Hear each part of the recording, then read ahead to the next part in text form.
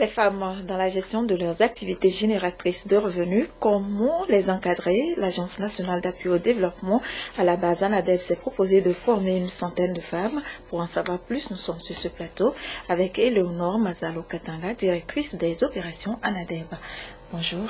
Bonjour madame. Voilà pour les titres. Bonjour, bon dimanche à toutes et à tous.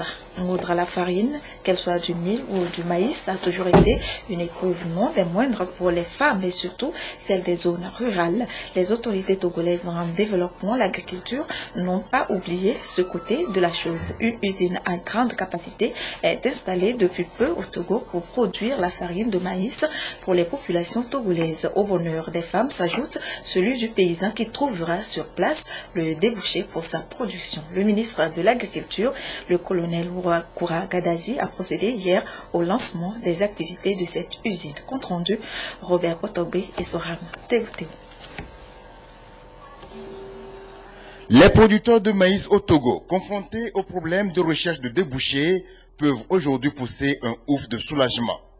L'Agence nationale de sécurité alimentaire, qui achète souvent leur production de maïs, n'est plus seule sur le terrain, et ce, grâce à la détermination du chef de l'État Faure Gnassingbé de faire de l'agriculture le moteur de croissance économique du Togo.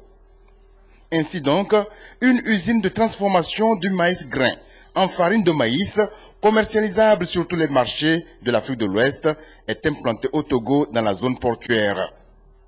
Au bonheur du paysan s'ajoute celui de la gente féminine. C'est donc la fin du calvaire pour les femmes togolaises et surtout celles des zones rurales qui parcourent des kilomètres à la recherche de moulins et qu'elles ne peuvent d'ailleurs trouver que le jour du marché. Export Trading Group est une multinationale qui se révèle être un grand débouché pour les producteurs de maïs au Togo. Vraiment, après ma visite, j'ai été très ravi. Je suis très content. On n'avait pas là où vendre nos produits. Et les bonnes femmes venaient vraiment épuiser comme elles veulent. L'usine installée en 2010 emploie déjà 55 personnes. Elle se veut moderne avec des machines de dernière génération. Par mois, 3000 à 3500 tonnes de maïs sont moulues ici selon des normes de qualité bien rigoureuses. Notre intérêt, directement du paysan, développer l'économie pour créer de value ajoutée dans le domaine de l'agricole. C'est ça que cet intérêt. Quand on a étudié le terrain, vraiment Togo, c'est un bon terrain et puis il y a le bon produit de maïs. C'est une évidence que le Togo a une grande capacité de production. La présidente du ministre de l'Agriculture sur le site, accompagnée des producteurs, lance de façon officielle les activités de cette usine. C'est également le point de départ de nouveaux défis dans le domaine agricole. Ce lancement marque un tournant décisif, en ce sens que le tout dernier maillon de la chaîne de valeur vient de se réaliser sur le territoire national. Nous pouvons aujourd'hui affirmer, sans crainte, que la filière maïs est née. C'est une consécration. Mais il va falloir travailler de manière à ce que l'usine tourne suivant le régime qu'elle entend lancer pour couvrir non seulement le marché national, mais aussi les marchés sous-régionaux et internationaux. Au niveau du marché international, la concurrence est très rude. Donc il va falloir qu'on soutienne l'usine de façon à mettre sur les marchés internationaux des produits compétitifs. Il se dégage donc de nouvelles responsabilités des cadres de l'agriculture appelés par le ministre de tutelle à plus d'engagement sur le terrain. Quant aux responsables de cette usine, ils ont déjà été instruits pour enrichir cette farine en vitamines. Des échanges auront lieu entre les acteurs de la chaîne de production, le gouvernement et les promoteurs de l'usine pour voir comment rendre cette farine accessible à tous. Le 8 mars commence cette journée internationale de la femme a-t-elle été célébrée à Kara. La Convention des femmes pour unir, section Kouza, a organisé une rencontre au Palais des Congrès. Les échanges ont porté sur les thèmes retenus au plan national et international. Nestor Mouzou.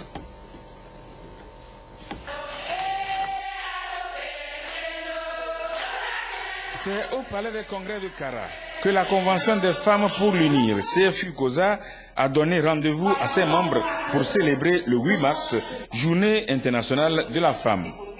La CFU-COSA s'est approprié le thème choisi aussi bien au niveau national qu'au plan international pour animer une conférence débat.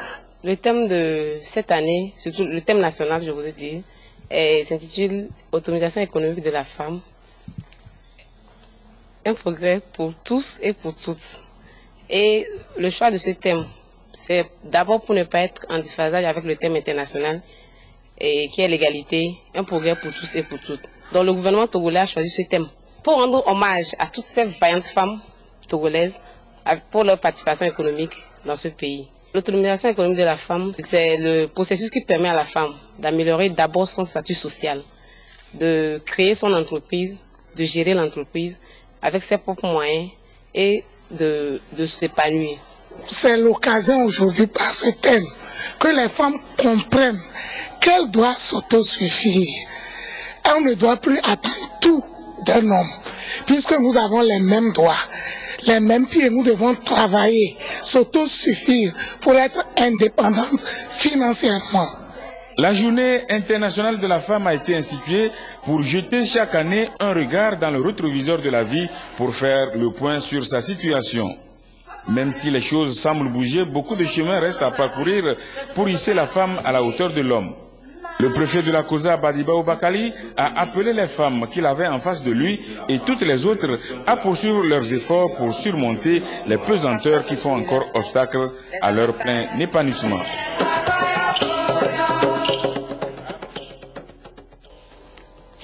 Comment mieux encadrer les femmes dans la gestion de leurs activités génératrices de revenus? L'Agence nationale d'appui au développement à la base ANADEB en fait une préoccupation. Une formation d'une centaine de femmes revendeuses a été donc initiée et la prise en compte les femmes engagées dans les activités génératrices de revenus de la préfecture de Zio. Une initiative pour permettre à ces femmes de se prendre en charge afin de réduire la pauvreté dans ces localité. Alors, madame, quelles sont les limites que vous avez pu déceler dans les activités génératrices de revenus que mènent les femmes? Merci beaucoup, madame. Nous pouvons dire que au cours de la session, nous avons consacré un bon temps pour analyser les pratiques de conduite de micro-entreprises. Il faut les appeler aussi ainsi. C'est des entreprises que nos mamans, nos sœurs mènent pour se prendre en charge et pour prendre en charge les personnes avec qui elles vivent.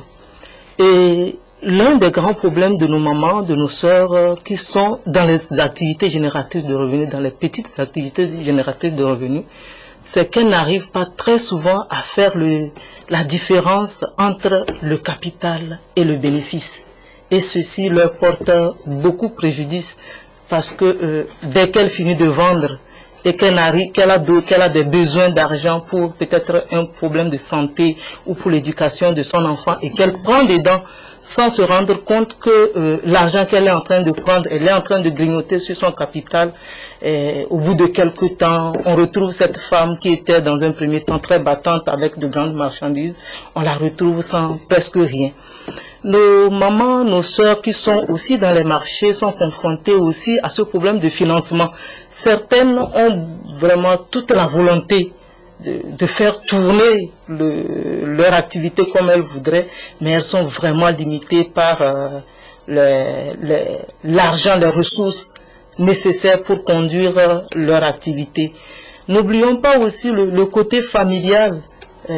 Femme au marché, c'est une maman, une commerçante, c'est avant tout une maman, une épouse. Et on a tous ces paramètres-là familiales qui jouent beaucoup sur la pérennité de l'activité de la femme, qui la limite dans ce qu'elle fait en termes de bénéfices qu'elle peut avoir et puis en termes d'agrandissement aussi ou de consolidation de son capital. Voilà un peu. Et nous avons le problème aussi d'ignorance, de limites dans la maîtrise même de leur activité.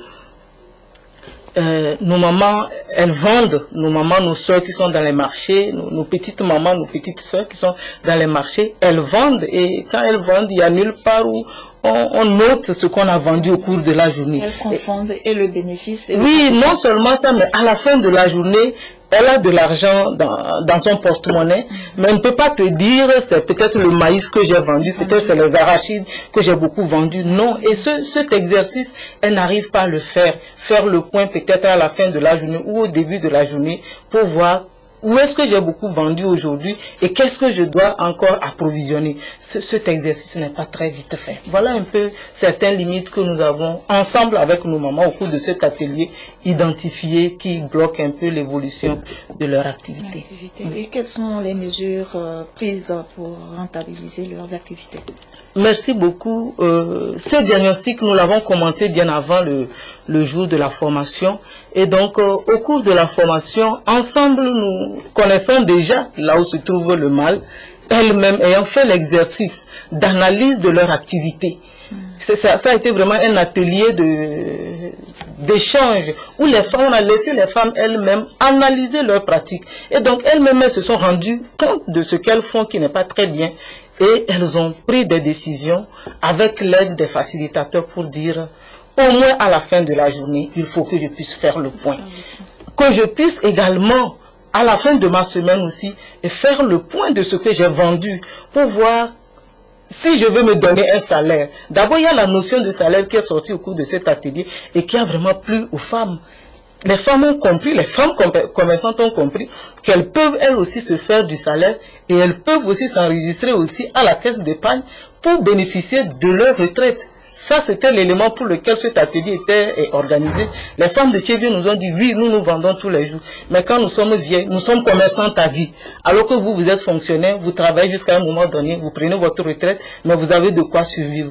Voilà un peu des mécanismes avec des petits outils très légers que nous avons essayé de mettre à leur niveau pour les aider à faire le point et surtout à éviter de confondre le capital et le bénéfice. Si j'ai acheté le maïs, le bol de maïs dans le marché de Gapé, où je me suis déplacé pour aller, je dois comprendre que quand je reviens au marché de Tchévieux, par exemple, le bol de maïs ne va plus coûter 300 francs si je suis allé l'acheter là-bas.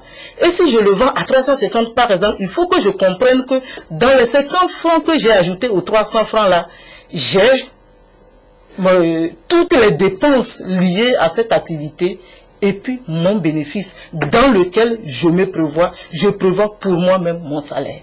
Voilà un peu un exemple que je peux donner. Oui. Et vous avez cité quelques modules de formation, il y en a eu encore d'autres?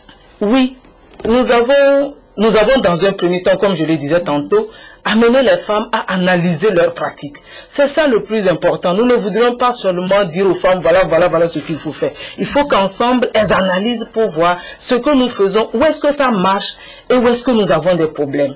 Et quand elles-mêmes, elles ont fait cet exercice d'analyse, d'auto-analyse de leurs pratiques, ça a été plus facile. Elles-mêmes nous ont proposé des solutions. Des femmes sont allées nous dire, ah, vous savez, si je n'arrive pas à agrandir ma marchandise, c'est parce que toutes les fois, dès que j'ai un peu d'argent, je vois un panier passer, je l'achète, je vois une chaussure passer, j'achète, je vois des boucles d'oreilles, j'achète. Et donc tout ça, là, ça grignote sur mon fond. Les femmes sont arrivées à comprendre que ces éléments, c'est vrai, ils sont importants pour la femme, mais ils risquent de compromettre un peu la vie de la femme quand elle n'a plus assez de force pour aller au marché.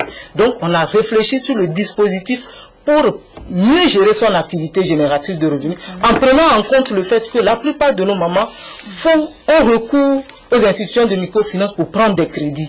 On a réfléchi aussi comment mieux valoriser un crédit quand on le prend.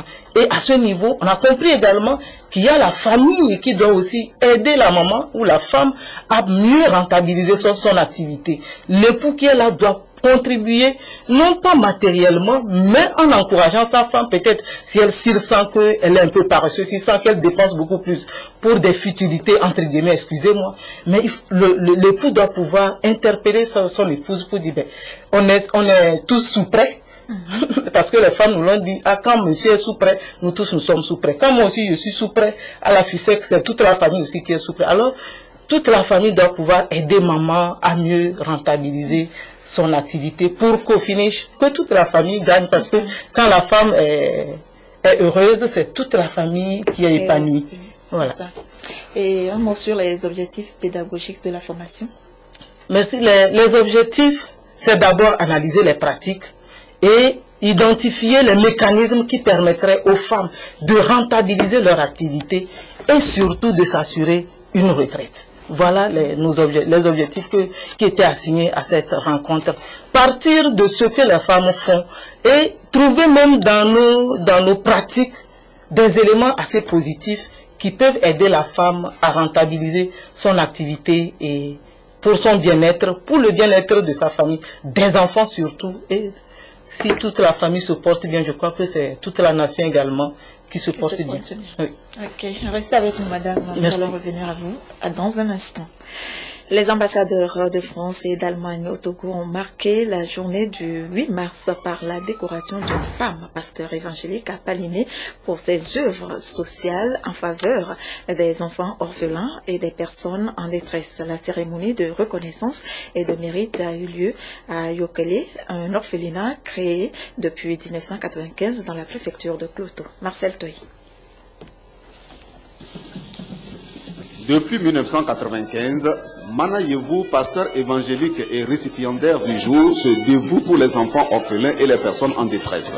350 personnes constituées d'enfants, d'adultes, dont 35 enfants sur place, bénéficient de cette action de bienfaisance. En reconnaissance à tous ces efforts, les ambassadeurs de France et d'Allemagne ont appuyé financièrement le centre d'action sociale de Yokele par l'équipement du bâtiment des enfants, la construction d'un forage, l'installation des panneaux solaires et d'autres projets. Ici, dans le centre caste de Yokele, je vois un personnage qui ne parle pas beaucoup, mais qui fait des choses et qui a mis en place un centre qui marche pour des gens orphelins, pour des gens vulnérables et démunis. Et c'est avec grand plaisir qu'on a donné des fonds pour l'amélioration du centre. C'est aujourd'hui la journée internationale des femmes et nous avons tenu à honorer une femme exceptionnelle du Togo.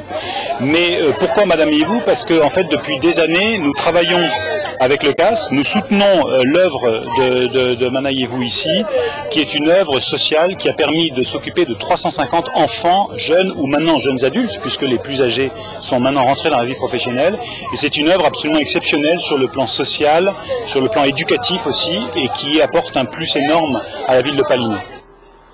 Pour tous ces efforts, l'ambassadeur de France a décoré Mana Yevou du chevalier de l'ordre de mérite de France. Ces personnalités quand même qui considèrent ce qu'on fait, ça nous touche beaucoup et ça me touche vraiment beaucoup. Et ça, c'est comme un coup de pouce pour dire, bah, tu dois continuer ce que tu fais de bien pour les autres. Au cours de cette distinction, 2 personnes handicapées physiques ont reçu chacun de Madame Nicolas Varmery un tricycle.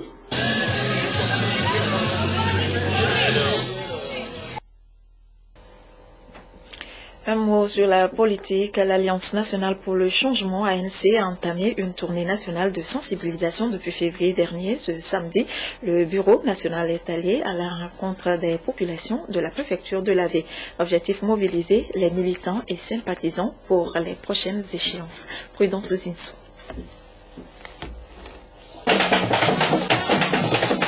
Le tam-tam résonne à Tovegan-Agbessia. Le bureau de l'ANC, l'Alliance nationale pour le changement, à la rencontre des populations de l'Avé. Un meeting d'information et de sensibilisation pour témoigner la reconnaissance du parti envers les populations qui ont permis à l'ANC d'avoir un député dans la préfecture de l'Avé. Le bureau national était donc dans les cantons d'Agbessia, dans 2 centres de Djolo, de Ngwempe et d'Akepe. C'est une tournée de sensibilisation pour expliquer aux populations ce qu'elles savent déjà, hein, la situation politique de notre pays. Et donc, leur dire de se préparer pour les prochaines échéances électorales. Les populations de l'Avé, à leur tour, ont exprimé des doléances aux responsables de l'ANC. Des préoccupations qui touchent les domaines de l'électricité, d'eau potable, d'éducation, de santé, entre autres. Le parti entend les porter à l'Assemblée nationale. La population a exprimé certains besoins. Donc nous pensons, dès la reprise, voir le président de l'Assemblée et exprimer ses doléances pour voir les dispositions à prendre. Après l'AV, l'ANC mettra le cap sur la préfecture du Golfe. Selon les responsables du parti, cette tournée n'est qu'un éveil de conscience des populations par rapport aux enjeux des prochaines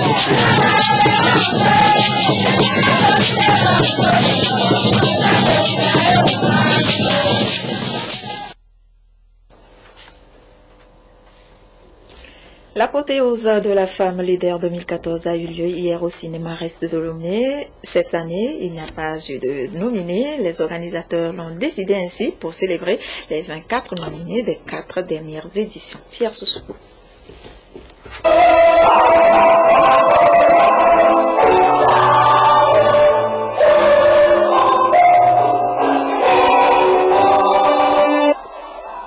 Des voix d'enfants pour glorifier la femme.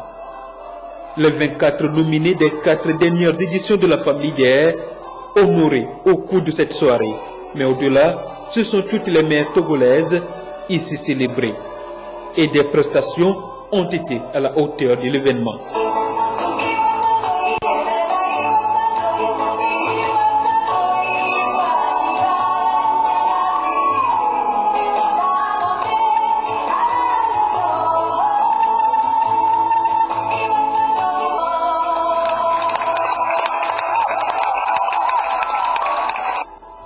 Depuis 5 ans, l'événement Femme Leader fait la promotion de l'excellence et du leadership féminin, justement pour participer à la politique gouvernementale en la matière.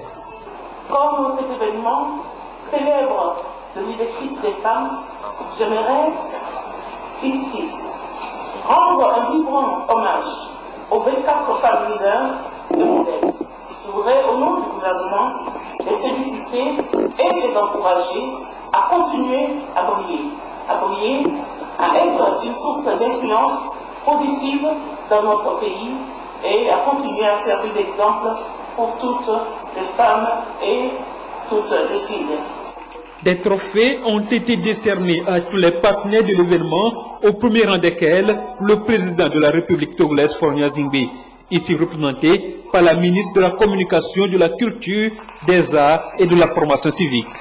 Le message qui est très important ici, à l'attention de nos sœurs et de nos mères et de nos filles, c'est qu'il est très important, surtout les jeunes filles, de se former et surtout d'avoir également des ambitions, de ne pas vouloir se reposer uniquement sur les hommes, d'avoir des ambitions pour elles-mêmes, parce qu'une femme épanouie, une femme qui réussit, c'est le bonheur pour la famille, mais c'est aussi le bonheur pour la société.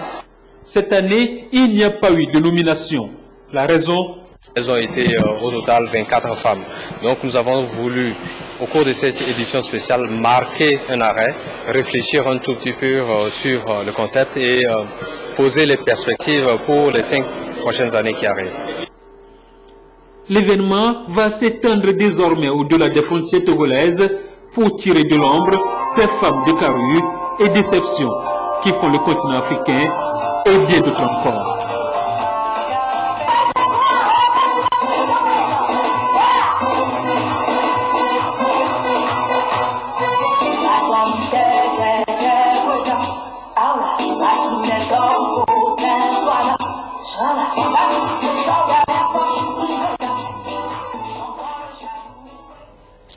Eh bien, les femmes dans la gestion de leurs activités génératrices de revenus, vous êtes intéressées aux femmes du ZIOR. Et alors, madame, la question de refinancement par plusieurs institutions de microfinance n'est-elle pas un danger pour les femmes? Ça se dit, ça va de soi. Le fait d'avoir plusieurs financements, de recourir à plusieurs institutions de microfinance est un grand danger pour les femmes, un grand danger pour leur activité. Je crois que c'est une solution. Le gouvernement a trouvé la solution en créant le Fonds national de finances inclusives qui permettrait à ces petites femmes, ça il faut le dire, souvent c'est beaucoup plus les petites femmes, celles qui n'ont pas assez de revenus, qui pensent et qui ont assez de volonté, ça aussi il faut le noter, qui ont assez de volonté, qui veulent bousculer, qui veulent se donner des moyens pour vivre. des moyens pour vivre avec leurs enfants, leurs familles. Ce sont ces femmes-là qui courent de gauche à droite et donc après elles se retrouvent avec plusieurs financements et elles n'arrivent même plus à se retrouver et malheureusement certaines se retrouvent dans les prisons, ce qui n'est pas très bien. Et oui, aujourd'hui avec le Fonds national de finances inclusives qui est sous la tutelle du ministère du Développement à la base de l'artisanat, de la jeunesse et de l'emploi des jeunes, ce fonds pourra permettre une solution, une réponse à la sollicitation de certaines de ces femmes-là qui, au lieu de passer d'institution en institution, peuvent avoir des ressources pour réaliser leur activité. Et il faut le noter, plusieurs financements ne permettent pas à nos femmes, surtout à nos femmes à la base, de pouvoir s'en sortir. Au contraire, elles se créent des ennuis avec. Et pensez-vous qu'à terme, l'autofinancement est possible? Oui, l'autofinancement est possible parce qu'il y a des mécanismes qui sont mis en place aujourd'hui pour aider les femmes. Je ne prends que l'exemple qui se passe au niveau de Lomé ici, avec un des programmes de l'agence, le PDC, le programme de développement dans les quartiers vulnérables de Lomé, où les femmes sont accompagnées et la femme, au bout de 4 cycles, si elle avait commencé avec un crédit de 20 000, au bout de 4 cycles, elle se constitue elle-même ses 20 000 francs. Et donc, elle peut commencer ses activités sans avoir recours à un financement d'une institution de microfinance. Et donc, vu l'activité qu'elle mène, avec ses 20 000 francs, si elle avait commencé avec 20 000, ou 50 000 francs, si elle avait commencé avec 50 000 francs, elle peut se prendre en charge dans la gestion de son activité, dans la conduite de son activité. Et Dieu faisant, et avec tout le courage dont on connaît la femme togolaise, elle va devenir millionnaire, ça c'est vrai. Elle va réussir. Elle va la réussir, oui. Elles sont assez combatives, elles sont assez volontaristes. Et je ne doute pas. L'autofinancement, oui. Et on a aujourd'hui plein d'expériences qui sont là, surtout en milieu rural, où les femmes, pas des tontines traditionnelles, se donnent les moyens pour mener leur activité sans intervention d'institutions de microfinance. L'autofinancement, oui, c'est possible. D'accord. Merci, madame, pour cet éclairage et à très vite. Merci. Tradition au présent, les Lamba, les Tambermans et les Nganga sont en fête. Ces peuples ont célébré cette semaine Tislim, Difwani, Obuda, Mola Protéo. C'était hier au stade à Nico Palako de Kanté. L'ambiance avec Nestor Mouzou.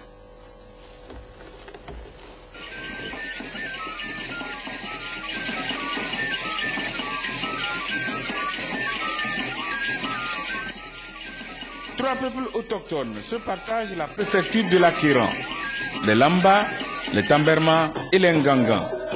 Chaque année, à la même période, ces peuples se retrouvent pour revivre ensemble un certain nombre de valeurs qui les caractérisent. Ils célèbrent leurs fêtes traditionnelles. Tislim pour les Lamba, Difwani pour les Tambermans et Obudam pour les Nganga. Chez les Lamba et les Ngangam, la fête que nous célébrons